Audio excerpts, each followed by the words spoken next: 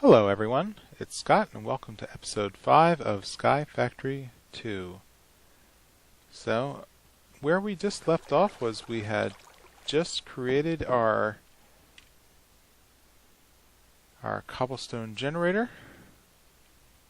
We had built, in order to do this, we had generated lava from a crucible, and from that feel free to step back an episode and see how we went through that step. I have since gathered a couple pieces of cobblestone, and I'm on my last attack of my original, pickaxe. So, but now we've got additional cobblestone to make a new and improved pickaxe, which should help us mine cobblestone a lot faster. However, as fast as this can be, you can see that there's actually a issue with as soon as I mine a piece of cobble, it's going to want to fly. So there isn't really a good way to contain it, and a good portion of the cobble is actually going to fly backwards into the lava and be lost. So what I really need to do is find a way to build a piston in order to automate this cobblestone generator to get the cobble away from the lava. So in order to do this, I think what we really need to do is get to a point where we can get some iron ore. So, because in order to build a piston, you need some pieces of wood, you need some cobble, you need a piece of redstone, and an iron ingot. And unfortunately, we're a little short of iron at the moment. Now, I could spend my time whacking zombies, but that's rather inefficient. So, what I'm going to do is try to get iron from the sieve.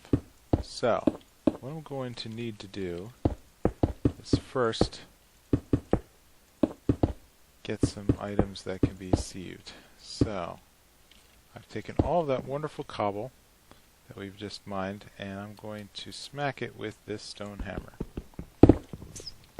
And with Vein Miner, I now have 32 pieces of gravel. Now, the sieve, now I'm going to stick with this for now because thanks to our mob drop, I already have a piece of redstone. So for now, I'm just going to grind this gravel down, and let me get some of this out of the way so that way we can get a better view of what we're actually doing.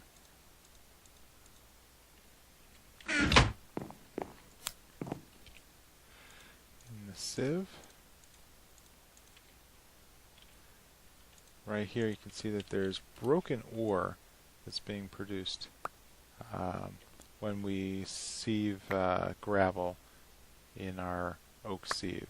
So what I really want to do is I want to get up to 4 pieces of iron ore. So actually, here's one case where the NEI interface really helps. If I were to click on the oak sieve and move over to, I believe, is this one of the bugs?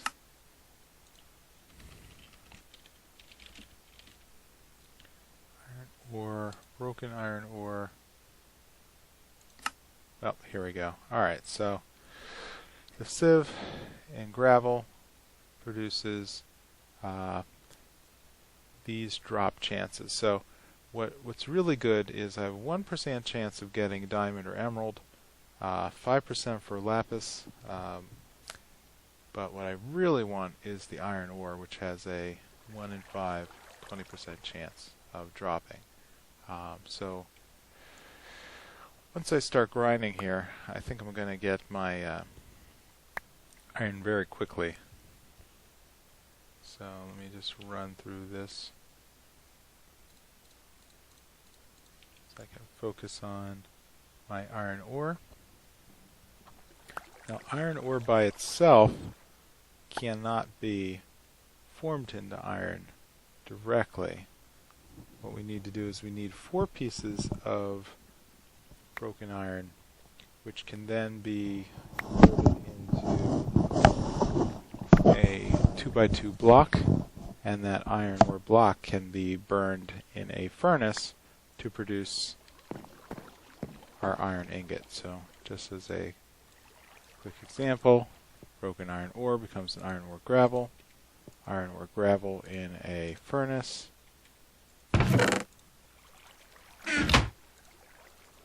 will produce our single piece of iron. So great. Now, in order to build our piston, we need 4 pieces of gravel.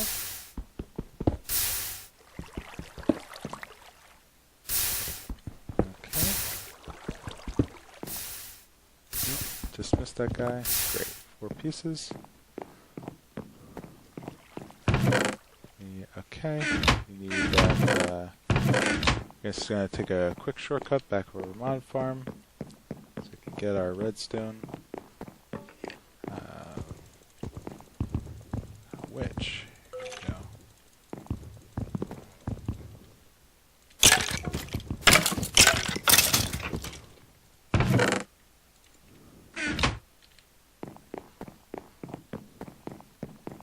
Not sure what was going on there, but in any case, we should have enough pieces now with our wood, our cobble, to produce 1 piston. And I'm just going to do a little prep work for some sticks. And let's go grab 1 more piece of cobble, and you'll see what I'm about to do. I'm going to take my stick, my cobble, produce a lever, and the piston will then be placed so it's I shift clicked on that block here such that the piston is facing me. A piston by itself won't fire unless it has a redstone charge, which in this case is going to come from our lever. And so with that, activating the lever will activate the piston, which will push the cobble 1 block to the right. And if I rinse and repeat, I'm actually moving the cobble to a safe distance from the lava. And this is the beginning of the automation. So let's grab just a couple more slabs so I can mark the end. This is something I like to do. So I can mark as far as the piston is allowed to push. And I'm not going to vein miner this because unfortunately the cobble is connected to all my other cobble, so the logic will actually go and attempt to clear everything around the lava source block, which will just be one heck of a mess. And how do I know this? Let's just say experience. So what we can do is we can create an air gap, and now I can vein miner this stack, and I've gathered up a fair amount of cobble. And that actually is a lot easier than just sitting here and running the risk of lava and eating all of my cobble drops. So with that, we need to think about how we are going to basically automate the pushing of this piston. So my particular favorite, and here's a nice added benefit of pushing everything away, I can now take the hammer and basically vein miner this whole stack. And this is going to get a lot easier shortly. So I'm going to take our gravel that we just produced and put it back into dust. And what I'm going to try to do is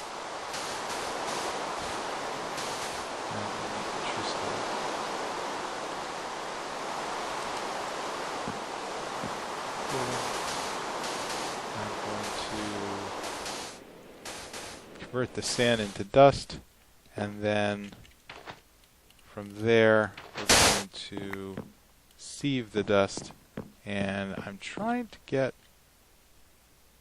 redstone. So what I'd really like is 5 redstone for a particular device called a redstone clock.